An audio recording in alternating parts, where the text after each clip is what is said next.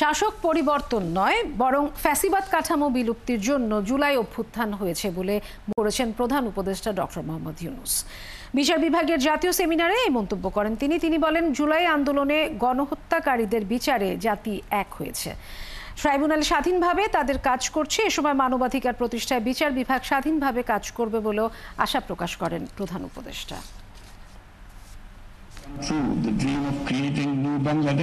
আমরা একটি ঐতিহাসিক মুহূর্তে আছি যখন জুলাই অভ্যুত্থান প্রথম বছরের মতো উদযাপন করতে যাচ্ছি। জুলাই অভ্যুত্থানে হাজারো তরুণ প্রাণ দিয়েছে দেশকে নতুন করে দেখার জন্য। এখানে শাসক পরিবর্তনের জন্য নয়, বরং ফ্যাসিবাদ কাঠামো বিলুপ্তিই ছিল জুলাই অভ্যুত্থানের মূল লক্ষ্য। জুলাই আন্দোলনে যারা গণহত্যা করেছে, জাতি তাদের বিচারের জন্য এক হয়েছে। এজন্য ট্রাইব্যুনাল গঠন করা হয়েছে। ট্রাইব্যুনাল স্বাধীনভাবে তাদের কাজ করছে।